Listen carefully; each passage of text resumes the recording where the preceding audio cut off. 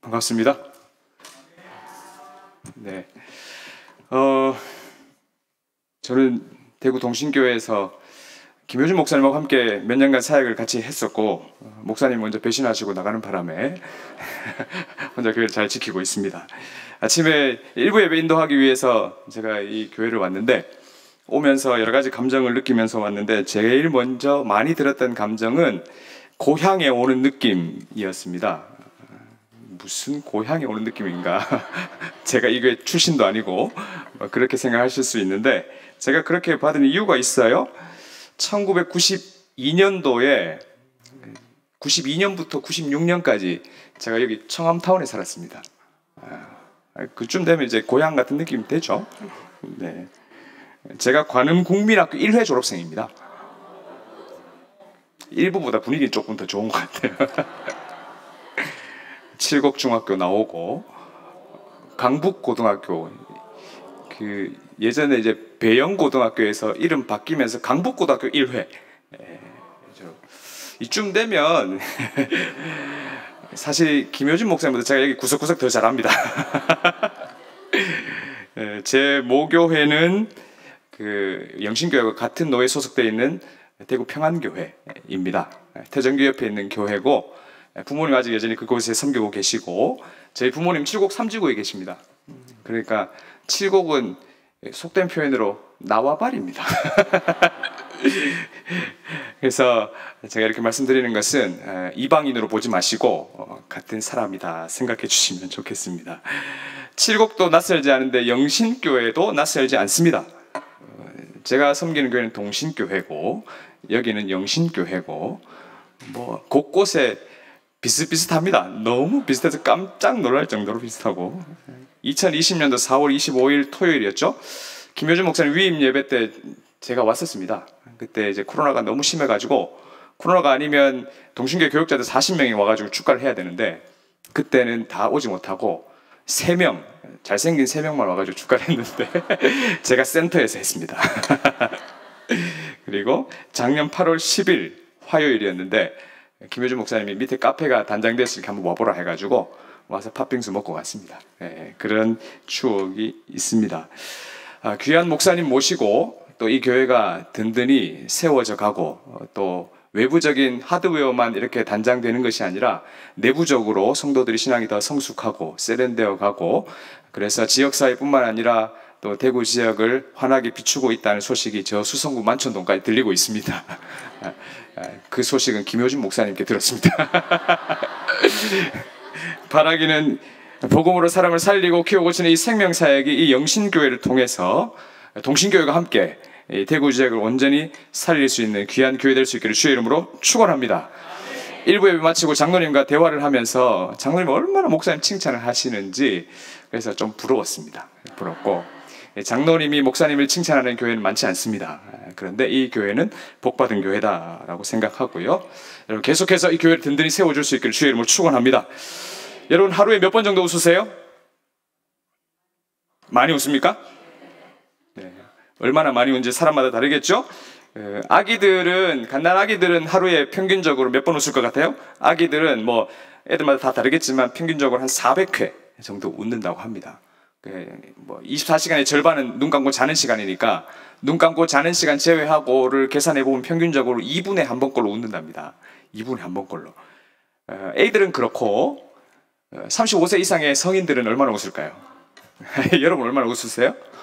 여러분 이미 몇 번 웃으셔가지고 하루의 분량을 이미 다 채운 것 같긴 한데, 평균적으로 35세 이상의 성인들은 하루에, 사람마다 다르겠지만 15회 이하로 웃는다고 해요. 그만큼 많이 안 웃는다는 거죠. 한국 사람들은 어떨까요? 그보다 더 웃을까요? 제가 사는 한국과 다른 것 같아요. 경상도 사람 어떨까요? 잘 안 웃겠죠? 경상도 남자들 어떨까요? 어떤 사람들이 뭐 다르겠지만 하루에 한 번도 안 웃는 사람이 있다고 합니다. 생각보다 많다고 해요. 갓난아이들 생각해 보세요. 갓난아기들은 정말 많이 웃습니다. 눈만 마주쳐도 웃고, 자다가도 웃고, 똥 싸놓고 웃고 얼마나 웃는지 몰라요. 근데 이제 어른들이 시간이 지나면 지날수록 웃음이 점점 사라진다는 것을 우리 알 수 있죠. 그만큼 힘들게 살아가기 때문에 그렇지 않겠습니까? 그렇게 이야기하면 이제 항변합니다. 목사님, 웃을 일이 있어야 웃죠. 라고 이야기할 수 있습니다. 맞아요. 웃을 일이 있어야 웃는 거 맞는데 웃다 보면 웃을 일이 생겨요. 우리 옆에 있는 분들과 함께 따스한 눈빛으로 함께 웃으며 인사하면 좋겠습니다. 잘 오셨습니다. 은혜 많이 받으시기 바랍니다. 네.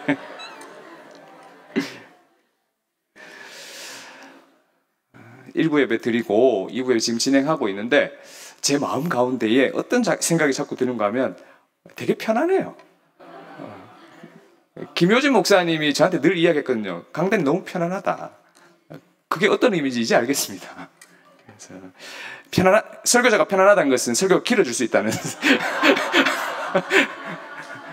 마음 편안하게. 제가 김효진 목사님 물었거든요. 목사님 제가 얼마나 하면 돼요? 라고 하니까 목사님 유튜브 들어가면 아시겠지만 저는 1시간 가까이 합니다 라고 하더라고요. 그 정도까지 안 할 거니까 걱정하지 마십시오. 제가 이미 여러분의 하루에 웃어야 될 분량을 다 웃겠습니다. 인터넷 한 사이트에서 굉장히 재미있는 설문조사를 했는데 아가씨와 아줌마의 차이점은 무엇일까? 이런 설문조사를 했는데 참 재미있는 결과가 나왔습니다. 여러분들은 아가씨인지 아줌마인지 잘 모르겠습니다. 다들 아가씨처럼 보이시네요.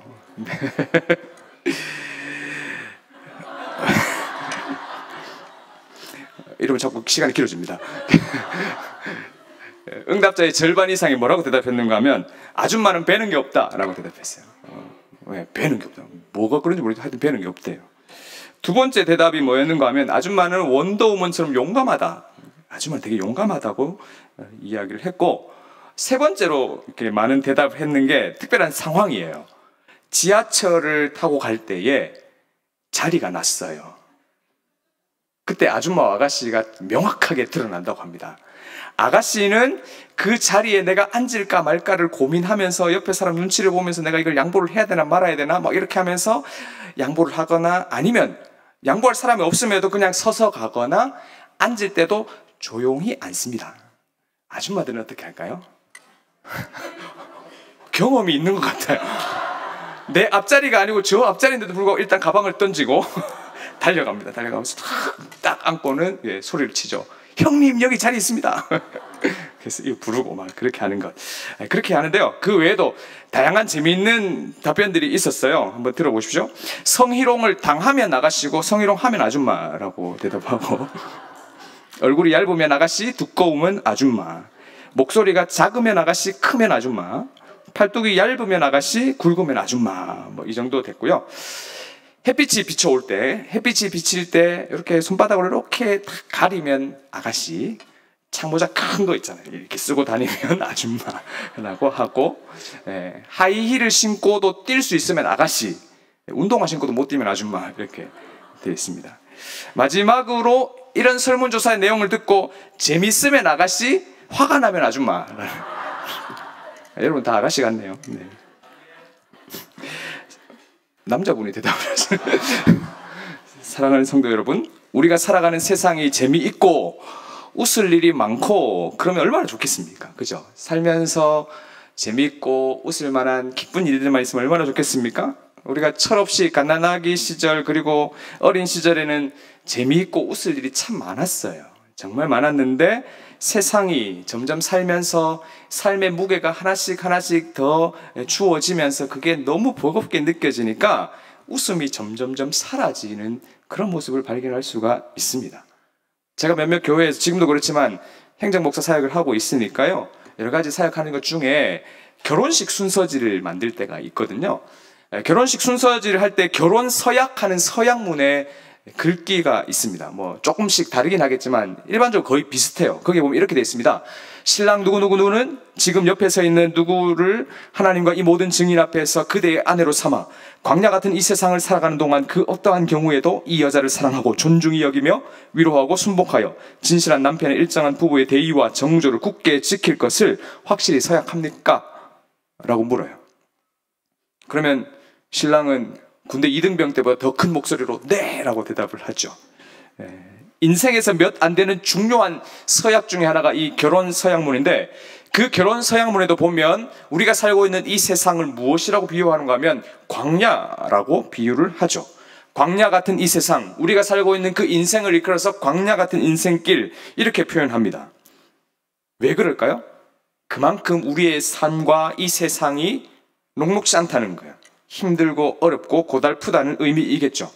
뜨거운 햇살이 내리쬐입니다. 흙먼지가 일어나고 먹을 것과 마실 것이 항상 부족한 그 광야를 걸어가는 것, 정말 고달픈 일 아니겠습니까? 우리는 그냥 그저 그 인생길을 광야에 비유합니다. 비유. 아, 광야, 사막, 이건 힘들고 어려운 것이니까 우리의 인생길은 그럴 거야 라고 비유로 하지만, 우리가 오늘 읽었던 이 본문에 등장하는 출애굽한 이스라엘 백성들은 실제로 그 어렵고 힘든 광야길을 걸어가야 했던, 직접적으로 걸어가야 했던 사람들 아닙니까? 얼마나 힘들었을까요? 광야를 직접 걸어간다. 우리는 성지순례나 여행, 아프리카 여행할 때 잠깐 사막 체험할 수 있어요. 광야에 한번 살짝 내렸다가. 근데 내렸다가 어우 덥다, 다시 올라가잖아요. 차 타고 뿅 가고. 그렇게 해서 하루 이틀 지나면 집으로 돌아옵니다. 그런데 그런 의미에서 본다면 좋은 곳이 될 수 있겠지만, 거기에서 실제로 기약 없이 걸어야 했던 이스라엘 백성들에게 광야는 굉장히 힘든 곳이었겠죠. 애국에서 종살이하던 그 이스라엘 백성들이 가나안 땅이라는 목적지를 향해서 출애굽 여정을 하고 있습니다. 근데 그 여정이 쉽고 순탄한 길이 아니에요. 가기 위해서 광야를 통과해야 하는 그런 상황입니다. 그 전에 이미 우여곡절을 겪고 애굽에서 나올 때 이미 10가지 재앙이라는 엄청난 일들을 경험하고, 엄청난 일이지만 동시에 하나님의 놀라운 능력을 체험하고 나왔죠. 그래서 람셋에서 시작했던 이 출애굽 여정이 계속해서 하나님께서 구름 기둥과 불 기둥을 통해서 인도해 가고 계신 거죠.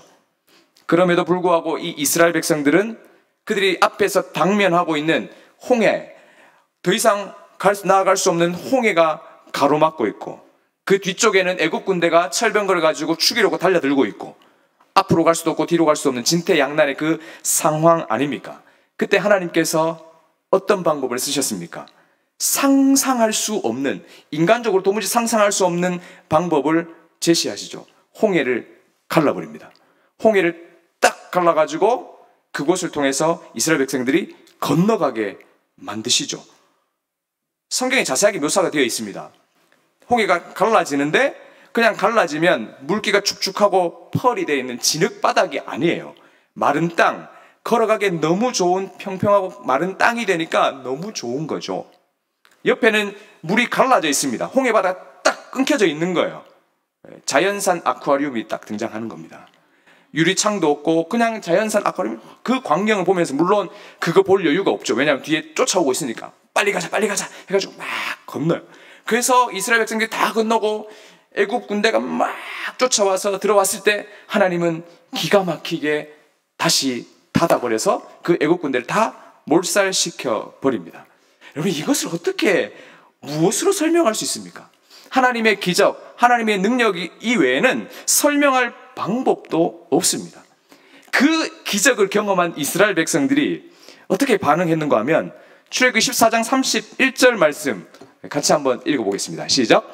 이스라엘이 여호와께서 애굽 사람들에게 행하신 그 큰 능력을 보았으므로 백성이 여호와를 경외하며 여호와와 그의 종 모세를 믿었더라. 아멘. 현실을 보면서 불평하던 이스라엘 백성들, 앞으로 못 갑니다. 뒤로도 못 갑니다. 그 상황 속에서 하나님께서 행하셨던 그 홍해를 가른 사건을 체험하고 직접 경험하고 나니까 이 백성들은 하나님을 경외하게 됐죠. 하나님을 두려워하고 하나님을 더 사랑하게 되고 실제적으로 하나님을 더 따라가게 됐습니다. 뿐만 아니라 하나님께서 세우신 민족의 지도자 모세를 더 신뢰하게 되는 정말 특별한 경험을 하게 된 것입니다. 그러니까 현실을 보면서 막 불평했던 이들이 하나님의 능력을 체험하고 나니까 그 마음이 싹 바뀌어가지고 하나님 사랑하고 모세도 신뢰하고 그렇게 된 거예요.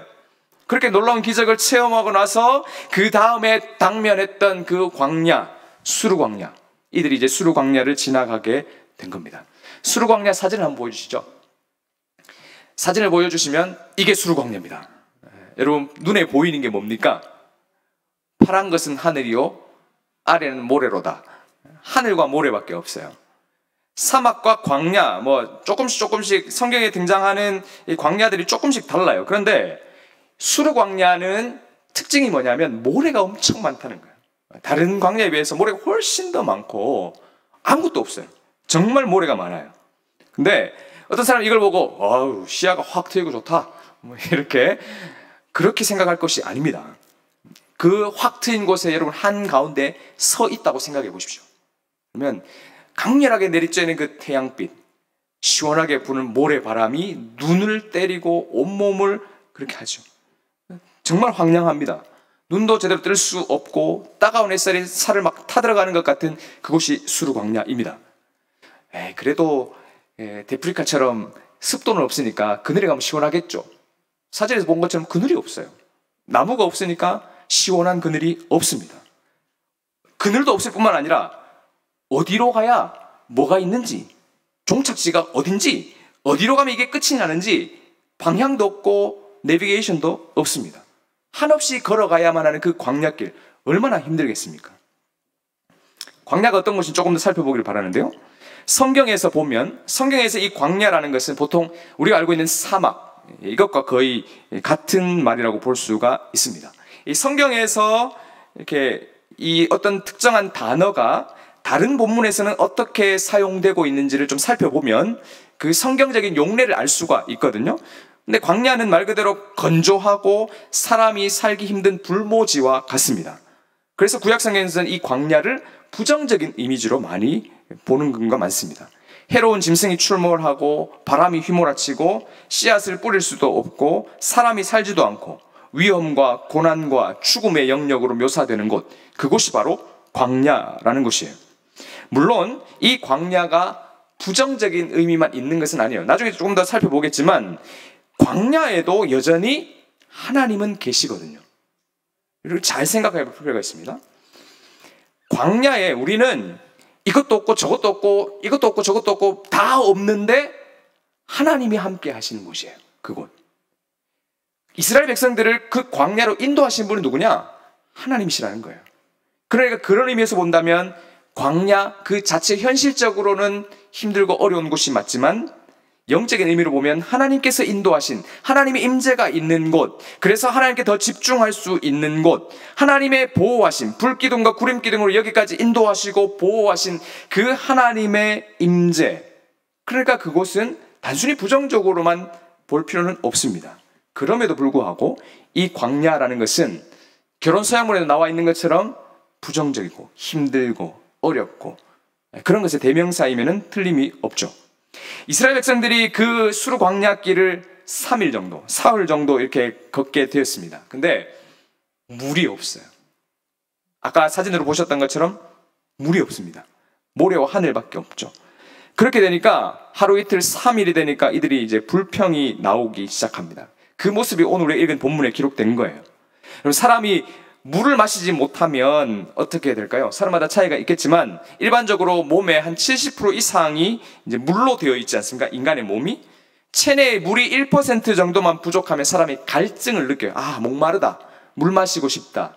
1%만 부족해도 그렇게 되고 5%가 부족하면 미열이 나고 사람 혼수 상태에 빠진다고 해요. 그리고 10%가 부족하면 혀가 막 부풀게 되고 근육 경련이 일어나고 피부가 막 시퍼렇게 되고 막 그렇게 되고 20%가 빠지게 되면 피부가 갈라지고 결국은 사람이 죽는다고 합니다. 그러니까 이 물을 먹지 못하는 고통은 점점 심해지고 단순히 고통을 넘어서 목숨의 위협이 되는 그런 상황인 거예요. 사흘 정도 물을 못 마시고 이제 뭐 그 여정 속에 있었던 모든 물들이 다 고갈이 되고 먹을 게 없는 상황이 된 겁니다. 대략 출애굽하는 이스라엘 백성들의 인원이 한 200만 명 정도 추산을 하는데 대규모 인원이 움직이니까 여러분 생각해 보세요. 그 수르 광야, 모래가 가득한 수르 광야에 200만 명이 한 발자국 디디면 어떻게 될까요? 모래바람이 확 일어나겠죠. 걸음을 걸을 때마다 모래바람 확 일어나요. 보통은 우리가 이제 일반적으로 모래바람이 먼지가 많을 때는 물을 뿌려야 되는데 뿌릴 물도 없어요. 마실 물도 없는데 어떻게 뿌립니까? 그렇게 되니까 갈증은 갈증대로 나고 먼지는 먼지대로 일어나고 힘들지 않겠습니까? 어른들은 참을 수 있죠. 어른들은 그래도 조금만 참자, 조금만 참자. 아이들을 어떻게 참습니까? 그 200만 명 중에 아이들, 연약한 분들을 어떻게 참습니까? 참을 수가 없죠. 그러니까 아이들이 난리가 난 거예요. 엄마 물 줘, 물 줘, 막 떠들고 막 짜증내고 막. 그러니까 그 소리가 한 10만 명의 어린아이들이 그렇게 막 짜증내고 막 하니까 그 듣는 사람들이 얼마나 신경이 예민해지고 막 그렇겠습니까? 막 그런 힘든 여정들 투덜투덜하고 그렇게 되는 거예요. 야, 조금만 기다려라. 저기 저 고개만 넘으면 된다. 라고 할 수가 없는 거예요. 어디에 가면 물이 있는지 알 수가 없는 상황 아닙니까? 그러니까 정신이 막 혼미해지는 거죠. 물을 못 마시니까. 그때에 그런 상황 속에서 이 백성들이 물웅덩이를 하나 발견합니다. 정말로 물웅덩이 하나 발견했는데, 타는 듯한 목마름을 가지고 고통을 겪고 있는 상황 속에서 물웅덩이를 딱 발견하니까 얼마나 기뻤을까요, 그들이. 와, 이제 살았다. 정말 얼마나 기뻤는지 우리가 충분히 상상할 수 있지 않겠습니까? 그러니까 그걸 보자마자 사람들이 달려갑니다. 그 물웅덩이를 향해서 막 달려가기 시작하는 거예요. 막 가서 땅바닥에 엎드려가지고, 그때는 체면이고 뭐가 없습니다. 허겁지겁 막 물을 막 들이키기 시작하고 막 했어요. 그런데 그들이 마셨던 그 물을 삼킬 수가 없을 만큼 쓴 물이었던 거예요. 물이라고 좋다고 마시는데 도저히 삼킬 수 없는 쓴 물, 그 물이었던 거예요. 차라리 안 먹는 게 나을 만큼. 그러니까 갈증도 갈증이지만 차라리 안 보였으면 나았을 텐데, 보여서 먹었는데 그게 정말 쓴물이니까 더 막 짜증이 일어나는 거죠. 그래서 그 불평 불만이 터져 나오는데 모세를 향한 원망으로 이어지는 거예요. 24절 말씀 다시 한번 볼까요? 함께 읽습니다. 시작. 백성이 모세에게 원망하여 이르되 우리가 무엇을 마실까 하매. 도대체 우리가 뭘 먹으란 말입니까? 뭘 마시라는 겁니까? 마실 것이 없는 것에 대해서 그들은 모세를 계속 원망하는 거예요. 아니, 모세가 뭘 잘못했습니까? 지도자라는 이유만으로 모세를 계속해서 원망하고 그렇게 하는 거죠. 이것은 단순히 지도자 모세만을 원망하는 것이 아닙니다. 그 모세를 이스라엘 백성의 지도자로 세우신 하나님에 대한 원망의 손가락질을 하고 있는 거예요. 하나님, 도대체 왜 우리를 여기에 인도에 오셨습니까? 왜 이 광야로, 하필 이 광야로 인도하셔서 우리를 이렇게 고생시킵니까? 광야로 오게 했으면 마실 물이라도 주셔야지. 뭐 진수성찬은 아니더라도 적어도 생존할 수 있는 물이라도 좀 주셔야지. 이건 뭡니까? 고된 삶이 계속되는 게 이건 뭡니까? 차라리 애굽에 있었다면 거기에서 종살이는 하지만 그래도 먹고 사는 걱정 안 했을 텐데 왜 여기서 우리를 다 죽이려고 합니까? 라고 그렇게 원망을 하게 된 겁니다. 가만히 생각해봐요.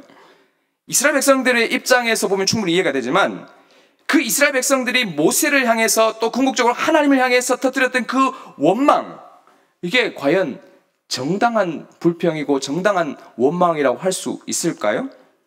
하나님께서 이스라엘 백성들을 속이고 일부러 속여가지고 딱 아무 말씀 안 하시다가 일부러 험난한 여정으로 너희들 한번 맛 좀 봐라, 이렇게 해서 그렇게 인도하신 걸까요? 그렇지 않습니다. 절대 그렇지 않습니다. 이스라엘 백성들을 향한 하나님의 사랑은 변함이 없어요. 여전히 변함이 없고 그들을 향한 하나님의 신실하고 선하신 계획은 차질 없이 계속해서 진행 중인 거예요. 그렇기 때문에 그 이스라엘 백성들은 하나님을 향해서, 모세를 향해서 원망해서는 안 되는 거예요. 이스라엘 백성들은 이 하나님에 대한 바른 이해가 필요했어요. 하나님이 도대체 어떤 분이시고 우리를 위해서 어떤 일을 하시는가에 대한 분명한 이해가 필요했고, 그러한 바른 이해, 하나님이 어떤 분이신가에 대한 이해는 그 사건을 눈으로 보고 있는 우리에게도, 오늘을 살아가는 우리에게도 동일하게 필요한 겁니다. 하나님이 어떤 분이신지, 성경에 기록되어 있는 하나님이, 내가 믿는 하나님이 어떤 분이시고 나를 위해 어떤 일을 행하시는지를 내가 분명하게 잘 깨닫고 이해할 필요가 있다는 거예요. 그리고 그래야 바르게 신앙생활을 할 수가 있습니다. 신앙생활이 바르게 되어야 우리의 인생을 바르게 살 수가 있다는 거예요. 그래서 우리는 예배를 통해서, 여러 가지 교육과 훈련을 통해서 끊임없이 하나님이 어떤 분이신지를 알아야 되는 거예요. 한 가지라도, 오늘 이 예배를 통해서 하나님이 어떤 분이신지를 한 가지라도 깨닫고 돌아가야 한다는 거예요. 저는 오늘 여러분들에게 하나님이 어떤 분이신지에 대해서 한 3가지 정도만 말씀드리려고 합니다. 첫 번째로 우리가 기억해야 될 하나님이 뭐냐면 에벤에셀의 하나님이에요. 우리 너무 잘 알잖아요. 사무엘상 7장에 보면 참 독특한 기사가 하나 나와요. 블레셋 군대가 이스라엘 백성들 침공하는데 이스라엘 백성들이 미스바라는 곳에 모여가지고 기도합니다. 금식하면서 기도하고 있습니다. 그 소식을 들은 블레셋 입장에서는 야, 사람들이 다 모여있네, 잘됐다, 이때 치면 되겠다 해가지고 블레셋이 침공해서 온 거예요. 블레셋 입장에서는 되게 좋은 기회입니다. 그런데 이스라엘 백성들 입장에서 보시라고요. 그리고 이스라엘 백성들이 죄를 짓고 우상 숭배하고 있는 그 현장이 아니에요. 만약에 하나님 앞에 심각한 죄를 짓는 그 현장에서 블레셋이 침공했다면 이해가 되죠. 납득이 되죠. 아이고, 벌 받을 만하다. 그런데 지금 이스라엘 백성들이 무엇을 하고 있는가 하면 미스바에 모여가지고 기도하고 금식하고 그렇게 은혜를 사모하고 있는 상황이에요. 하나님께 예배하고 기도하고 있는 상황인데 블레셋이 찾아와가지고 침공을 한 거예요. 너무하죠. 하나님 어떻게 이럴 수 있습니까? 은혜를 사모하고 갈망하는 그 현장에 왜 이런 시련을 주십니까? 라고 항변할 수 있지 않습니까? 그런데 하나님께서는 그 상황 속에서 기가 막힌 방법으로 그들을 보호하시는데 이스라엘 백성들이 대항해서 싸울 이유도 없었습니다. 그들은 기도하고 있었고 하나님께서 그 쳐들어온 블레셋 사람들에게 우레를 바라셔서 눈이 멀어지게 하고 그래서 자중질환이 일어나게 되고 결국은 자기들끼리 싸우고 그래 기적같이 이스라엘 백성들이 승리합니다. 아니 승리가 아니라 그냥 가만히 있으니까 자기들이 와가지고 자기들이 죽고 막 난리가 난 거예요.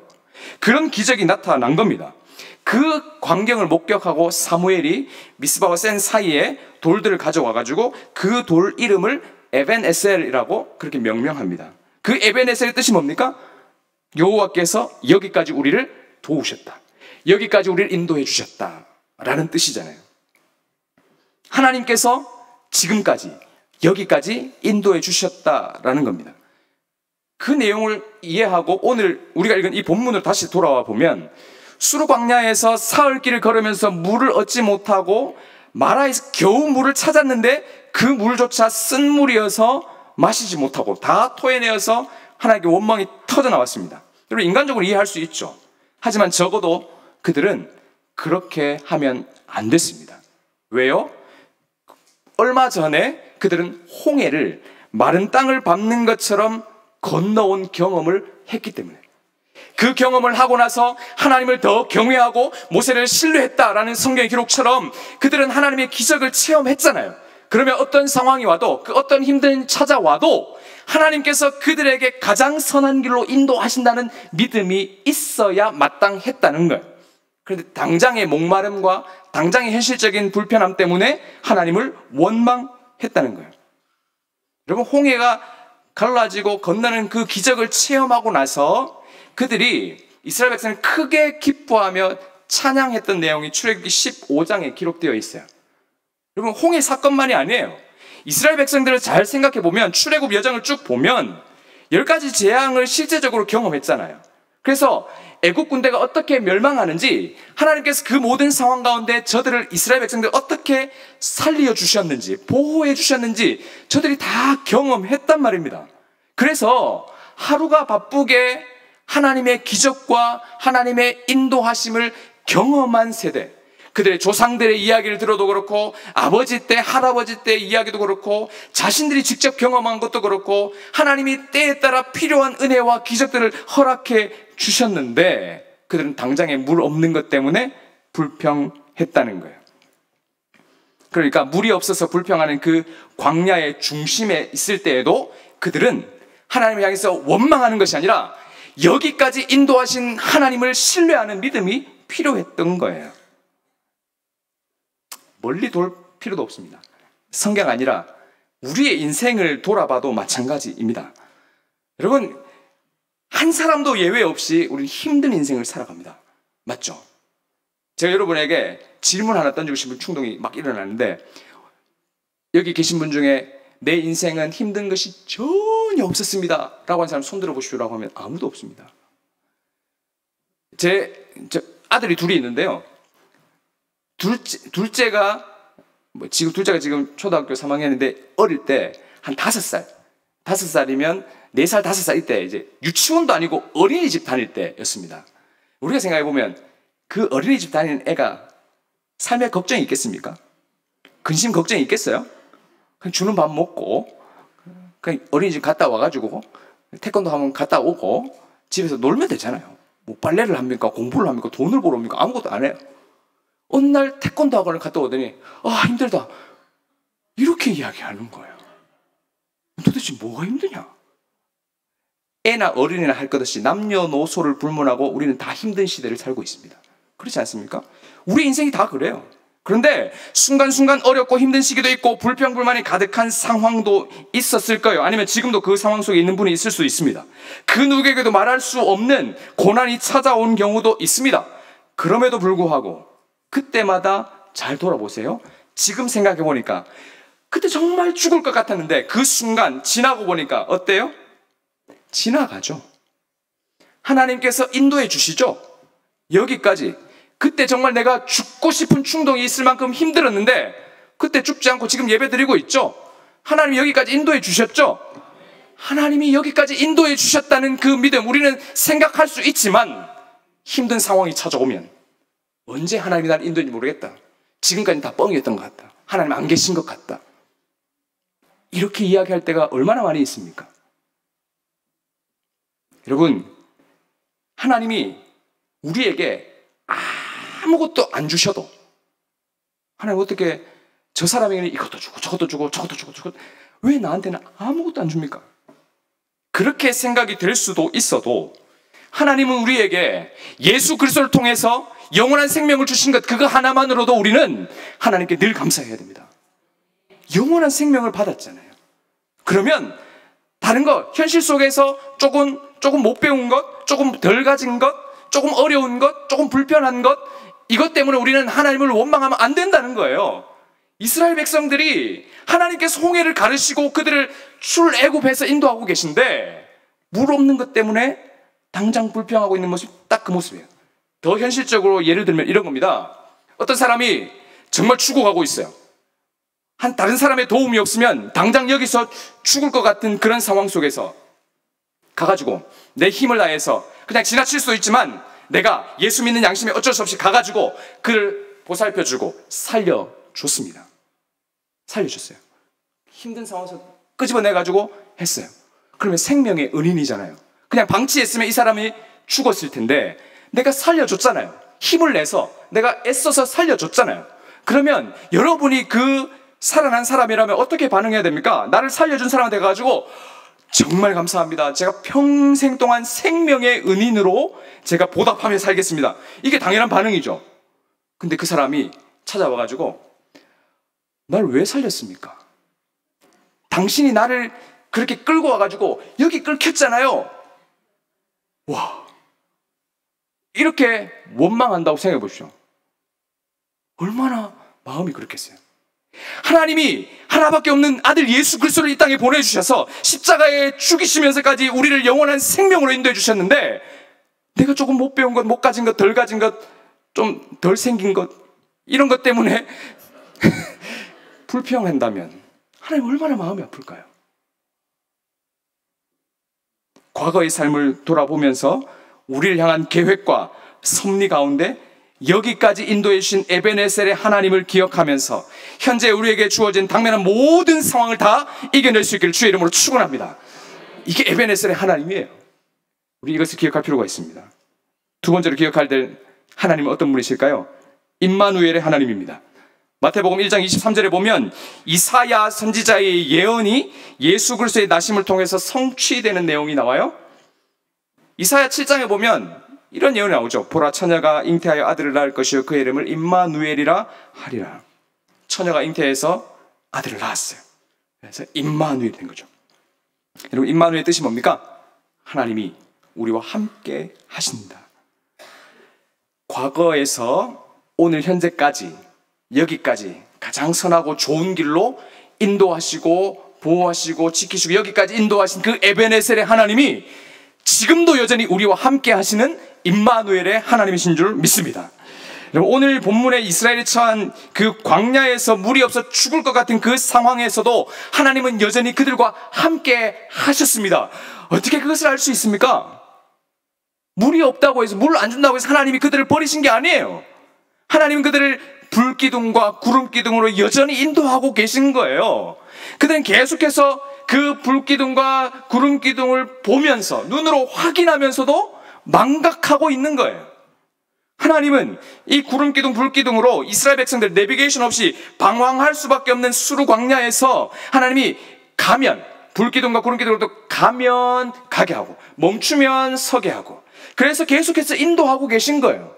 여름에 낮에 한낮에 강렬한 태양을 구름기둥으로 가려주시고, 한밤에 그 차가운 기운을 불기둥으로 따뜻하게 해주시면서, 그렇게 해서 이 이스라엘 백성들을 인도하고 보호해가고 계신 거잖아요. 바른 방향으로 나아가게 하십니다. 따뜻하게 또는 시원하게 보호해 주십니다. 그것을 보면서 그들은 하나님이 나와 함께 하심을 볼 수가 있는 거예요. 그럼에도 불구하고 그걸 자꾸 망각합니다. 우리가 처한 상황과 환경을 보면서 때로는 하나님이 나를 버리신 것 같다, 인생의 여정 속에 그때는 나와 함께 하지 않으신 것 같다라는 느낌이 들 때가 있습니다. 때로는 나의 부족하고 연약한 모습 때문에 하나님께서 이런 나는 함께 하지 않으실 거야 라고 생각될 수도 있습니다. 하지만 하나님은 우리의 모습이 어떠하든지, 내가 아무리 죄가 많고 하나님 앞에서 정말 부족하다 할지라도 그럼에도 불구하고 나의 모습과는 상관없이 지금도 여전히 나와 여러분과 우리 모두와 함께 하신 줄로 믿습니다. 그것이 성도들에게 주어진 약속의 말씀이고 그것이 성취된 약속이라는 거예요. 내가 너희와 영원히 함께 하리라. 그 말씀이 과거, 현재, 미래 계속해서 이어지고 있는 거예요. 그게 임마누엘의 하나님입니다. 세 번째로 기억해야 될 하나님은 어떤 하나님입니까?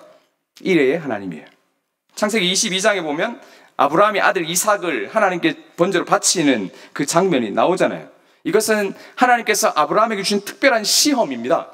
하나님께서 이삭을 원했을까요? 제물로? 그렇지 않죠.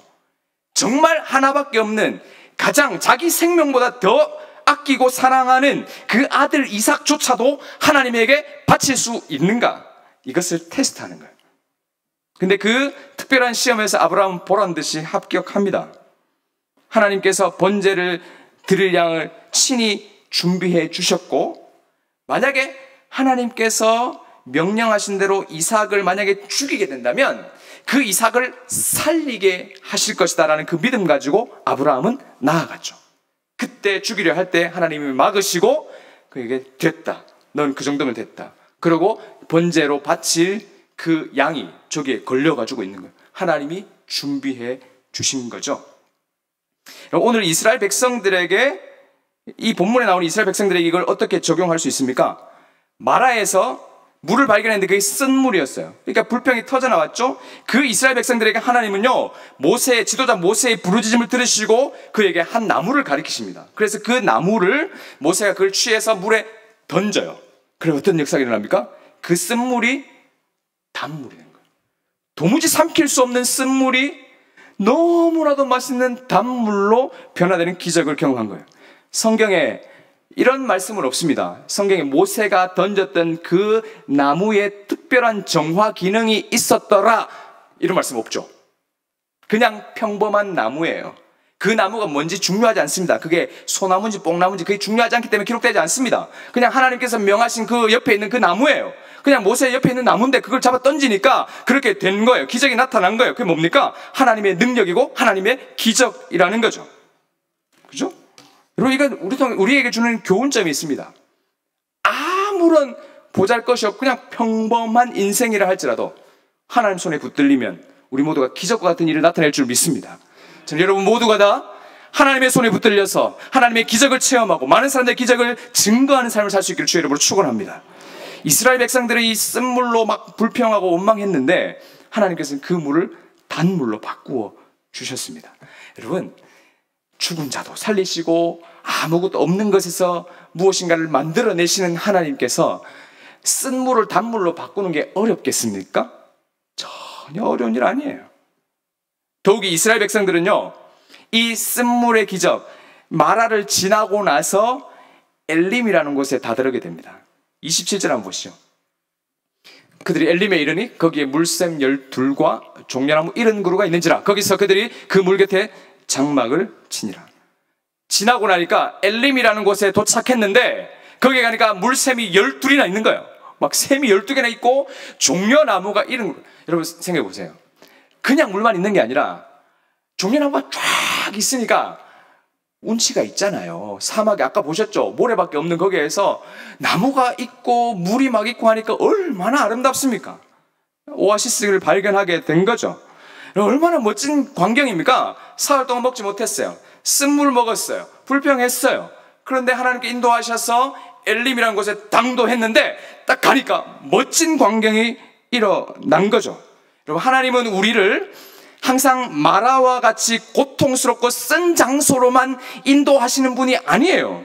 하나님은 우리의 마라와 같은 쓴 물을 경험하게 하신 그 하나님께서 우리를 인도하셔서 어디로? 엘림으로 반드시 인도하시는 분이에요. 그리고 이게 왜 중요합니까? 우리가 살다 보면 괴로운 날만 항상 있는 게 아니죠. 행복한 날이 오지 않습니까? 힘들고 어려운 시간이 언제 끝이 나나 싶은데 또 기쁜 날이 찾아옵니다. 빈도적으로 적어서 그렇지 어쨌든 기쁜 날이 가끔씩 종종 찾아오긴 해요. 365일 중에 한 이틀 정도는 기쁜 날이 있습니다. 내 생일, 결혼기념일. 그런데 대부분은 힘들고 어렵다 할지라도 우리의 기쁨을 선사하시는 분이에요. 대체적인 인생이 다 마라와 같은 형편이라 할지라도 하나님 때로는 우리에게 엘림을 허락하신다는 거죠. 근데 왜? 여러분, 만약에 생각해 보세요. 계속 엘림만 있다면 그 엘림이 좋게 느껴지지 않습니다. 마라를 통과하고 나니까 그 엘림이 더 멋있게 느껴지는 거예요. 코로나 상황 중에 일상을 잃어보니까 일상이 얼마나 은혜로웠던지 우리가 깨닫게 되는 거예요. 사람이 그렇게 어리석습니다. 하나님께서 우리에게 우리의 인생 가운데 왜 365일 가운데 이틀만 기쁘고 363일이 힘드냐라고 했을 때 그건 하나님의 뜻이 있는 거죠. 여러분, 기쁠 때 만사가 잘 되고 모든 일이 잘 되고 자식 잘 되고 나도 잘 되고 건강도 문제 없고 돈도 잘 벌리고 아무런 문제가 없고 너무 좋다. 그때 여러분 뭐 합니까? 최선의 표현, 감사헌금. 하나님 감사합니다. 그렇지? 반대로 자식들 말 안 듣고 건강은 점점 나빠지고 기도는 하나도 응답이 안 되고 하는 일마다 안 되고 사업 망하고 힘들고 어려움이 찾아왔을 때 여러분 뭐 합니까? 기도합니다. 그렇지 않습니까? 제가 목회를 해보니까요, 가끔씩 성도들이 안 나오던 새벽 기도 나올 때가 있습니다. 그럼 약간 불안합니다. 저 집안에 무슨 일이 또 일어났는가. 기쁜 일이 있을 때 작정하고 금식하고 기도하지 않거든요. 힘들고 어려움이 찾아오면 누가 이야기 안 해도 제일 먼저 와가지고 울부짖으며 기도합니다. 그렇게 간절할 수가 없어요. 응답되면 어떻게 됩니까? 하나님 수고하셨습니다 하고는 이제 그게 인간이에요. 그런데 하나님께서 왜 우리에게 그런 힘들고 어려운 고난을 주시는가? 그 과정을 통해서 하나님을 찾고 하나님께 기도하고 하나님께 더 매달리면서 하나님과 더 가까워지게 하시는 거죠. 힘들고 어렵지만 영적으로 하나님과 더 가까이 되는 그 시간, 그렇기 때문에 우리에게 마라를 더 많이 허락하시는 거예요. 그리고 자살하는 사람들, 극단적인 선택하는 사람들을 보면요, 대체적으로 이렇게 생각해요. 자기의 인생에서 힘들고 어려운 광야 같은, 마라와 같은 쓴 인생이 계속 이어질 것이다. 나에게 더 이상 엘림은 없다. 내 인생은 무조건 계속 힘들 것이다 라고 생각해요. 소망이 없어지니까 극단적인 선택을 하는 거죠. 하지만 여러분 잘 생각해 보시면 정말 이건 어리석게 속는 거예요. 사탄에게 속는 거예요. 여러분, 우리 인생을 잘 돌아보십시오. 여러분 인생을 잘 반추해 보십시오. 죽고 싶을 때가 있었겠죠. 근데 죽기 싫을 때도 있습니다. 잘 없어서 그렇지. 있어요. 그죠? 우리나라의 그 격동기를 보내오신, 보릿고개와 힘든 시절을 겪어오신 연세 많으신 분들 잘 기억해 보십시오. 30년, 40년, 50년 전에 그때 정말 하루에 한 끼 겨우 먹고 살 때가 있었잖아요. 그때 2022년도에 음식물 쓰레기를 돈 내면서 버려가지고 막 그렇게 할 거라고 상상이나 했습니까? 살이 너무 많이 쪄가지고 난 일부러 안 먹어 다이어트 할 거라고 상상이나 했습니까? 상상할 수 없는 일들이 일어나고 있죠. 우리는 광야 같은 힘든 시간, 마라를 지날 때에 그 마라 자체에 초점을 두지 말고 이후에 있을 엘림을 바라보면서 인내하는 것이 필요합니다. 그 하나님께 기도하는 거예요. 하나님께서는 마라를 지나게도 하시지만 우리를 위해서 아주 멋진 엘림도 준비해 놓으셨습니다. 여러분, 조금만 더 눈을 앞으로 더 내다 보십시오. 여러분, 지금 당장이 괴로울 수 있습니다. 하지만 분명한 것은 지금 이 힘든 현실, 여기가 여러분 인생의 종착점이 아닙니다. 경유지예요. 앞으로 좀 더 지나보면 우리가 상상할 수 없었던 멋진 오아시스 엘림을 만나게 될 것입니다. 하나님께서는 여러분이 그곳에서 쉬어갈 수 있도록 하십니다. 지치고 힘들고 탈진한 여러분이 다시 한번 생명력을 회복하게 하신다는 거예요. 그 소망을 잃으면 안 된다는 거예요. 어쩌면 이 땅에 사는 동안에는 괴로움을 벗어버리지 못할 것 같은 아픔을 겪으신 분들이 있을지 몰라요. 그렇다고 하더라도 소망을 잃지 마시기 바랍니다. 우리에게 주신 완전한 엘림이 있습니다. 눈물도 없고 아픔도 없고 고통도 없는 천국이, 영원한 엘림인 그 천국이 우리를 위해서 준비되어 있습니다.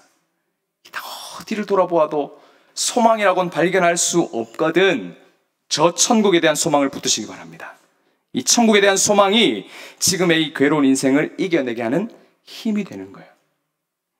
하나님은 우리 인간의 관점에서 과거에서 보면, 과거의 의미로 보면 우리를 여기까지 인도하신 에베네셀의 하나님이십니다.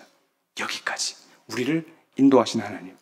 현재적인 의미에서 본다면 그 하나님께서 지금도 나와 함께 하시는 임마누엘의 하나님이십니다. 그리고 우리 앞으로의 모든 미래의 여정 속에서 우리에게 가장 필요하고 가장 선한 것을 미리 예비하셔서 주어주시는 그런 일회의 하나님이십니다. 결국은 과거, 현재, 미래 언제나 함께 하셔서 가장 선한 길로 인도하시는 그분이 우리가 믿는 하나님이신 줄 믿습니다. 우리가 그렇게 부정적으로 생각하고 그렇게 여겼던 광야, 다시 한번 좀 생각해 볼 필요가 있는데요. 왜 우리는 광야를 부정적으로만 생각하면 안 되느냐? 광야로 부르신 분이 하나님이세요.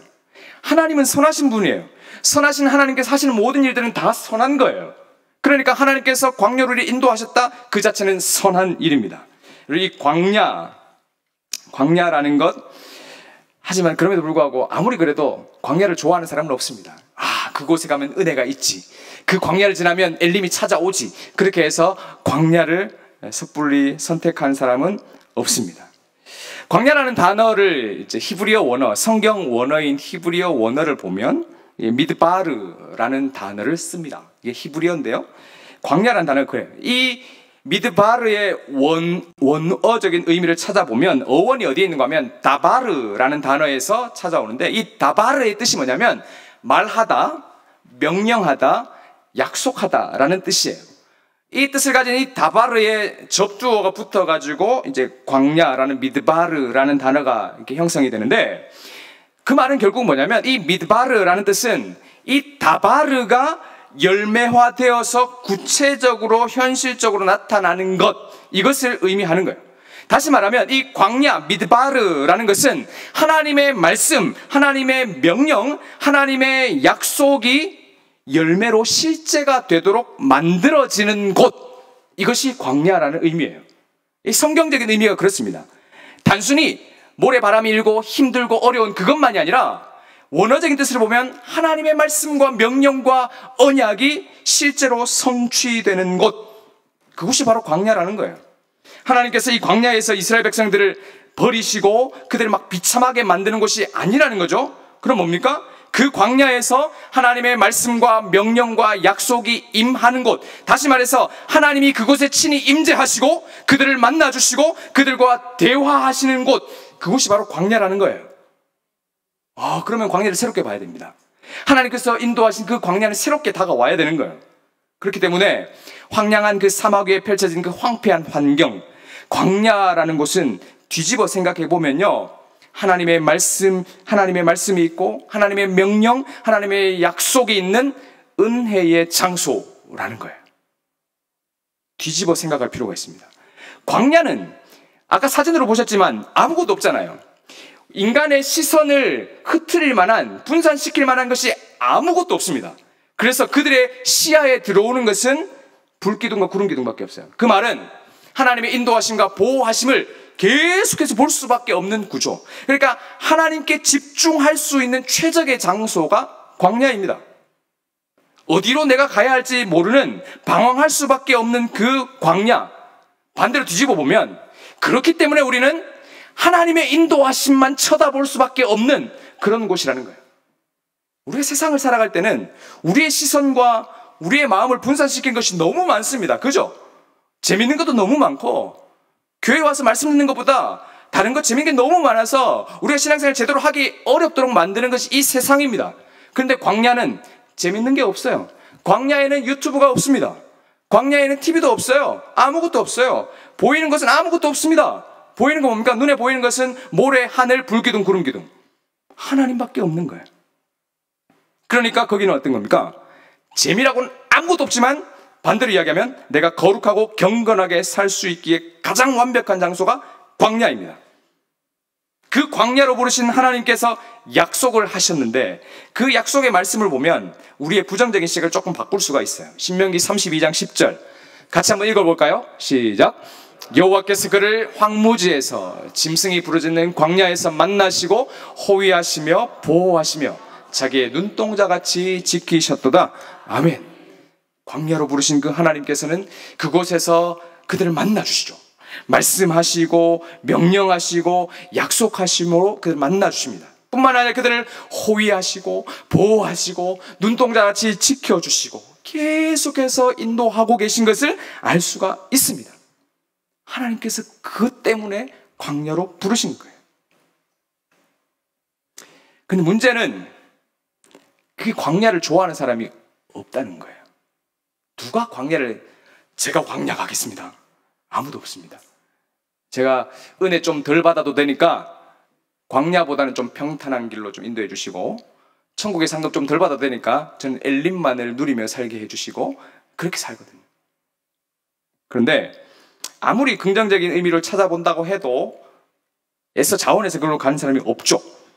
근데 광야로 부르신 그 하나님께서 이스라엘 백성들이 그렇게 인도하신 하나님께서 우리를, 오늘을 살아가는 우리도 현대판 광야로 막 부릅니다. 아니면 몰아넣습니다. 광야로 막.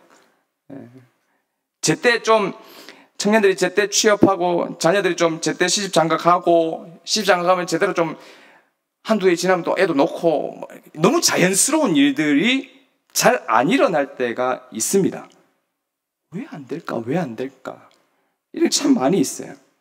회사에서 격주로 주일날 출근해라. 안 오면 너 자른다. 뭐 이런 위협을 받을 때가 있습니다.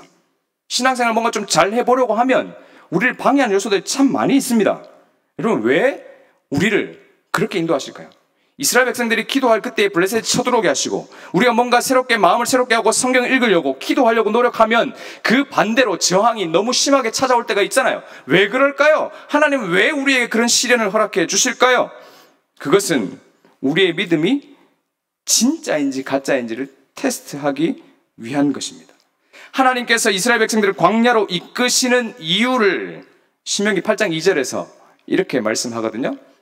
한번 더 읽어볼까요? 시작. 내 하나님 여호와께서 이 40년 동안에 내게 광야 길을 걷게 하신 것을 기억하라. 이는 너를 낮추시며 너를 시험하사 네 마음이 어떠한지 그 명령을 지키는지 지키지 않는지 알려 하심이라. 하나님께서 왜 이들을 40년 동안 광야로 굳이 광야의 길을 걷게 하셨습니까? 이유가 있죠. 너를 낮추시며 시험하사 마음이 어떤지를 보겠다는 거예요.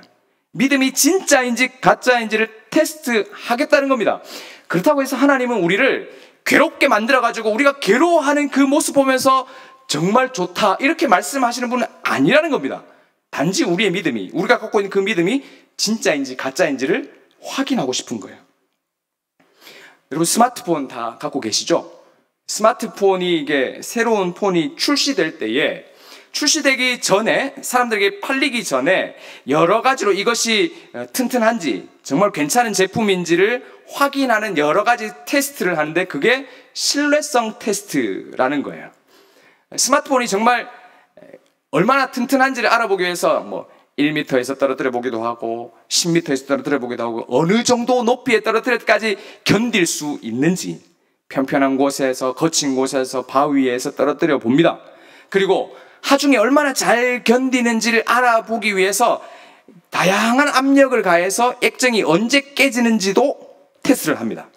그리고 뿐만 아니라 영하 20도 이하가 되는 그 냉동실에다가 막 넣어놓고 12시간 넣어놓기도 하고, 혹시 또 빨래할 때 같이 넣을 수 있잖아요. 그래서 세탁기에 막 돌려보기도 하고, 먼지를 얼마나 잘 견디나 해가지고 청소기 안에 넣어놓고 막 청소기 막 먼지 막 빨아들이기도 하고, 막 그런 여러 가지 테스트를 많이 합니다.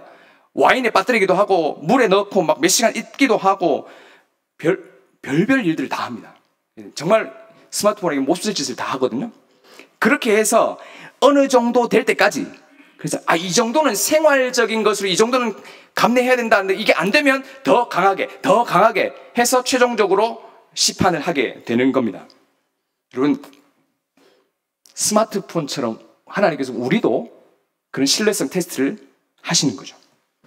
다양한 높이에서 떨어뜨립니다. 때로는 인생의 추위, 무더위, 물에 넣고 빠뜨리기도 하시고, 때로는 짓밟기도 하고, 코로나로 인해서 3년 동안 힘든 시기를 보내게 합니다. 조금 이제 안정되려고 하니까 다시 확산되게 하고, 전쟁이 터져서 고금리, 고유가, 고환율, 경제적인 위기를 막 당면하게 합니다. 때로는 가만히 잘 있던 내 몸도 하나씩 점점 고장이 나기 시작합니다. 사업의 위기가 찾아올 때가 있고, 자식들이 막 속을 썩이기 시작합니다. 신앙적으로 흔들릴 때가 있고, 뭐가 해도 안 되고 계속해서 실패와 절망 가운데 빠뜨릴 때가 있습니다.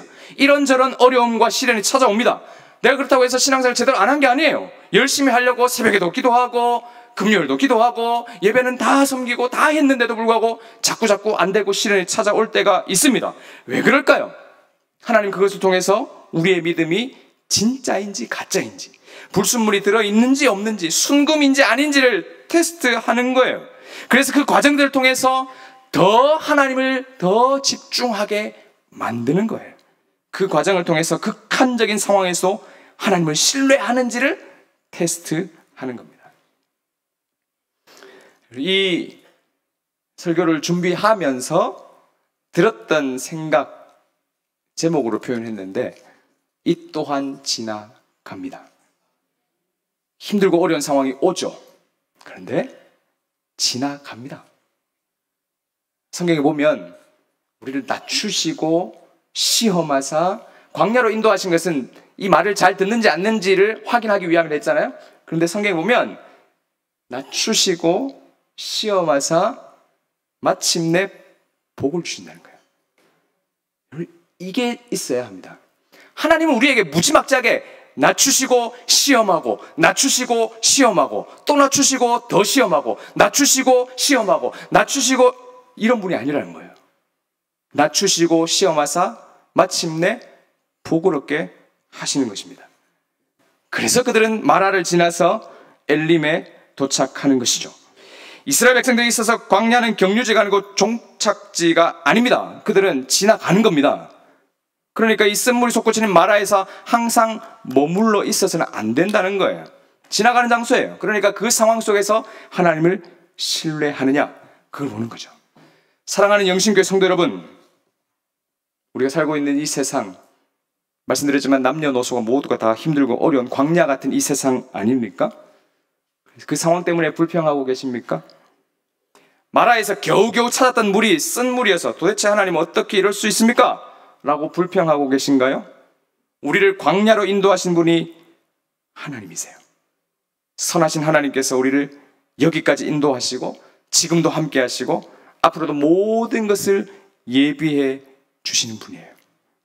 그 하나님이 우리를 마라가 있는 광야도 심하지만 마라는 더 심하잖아요.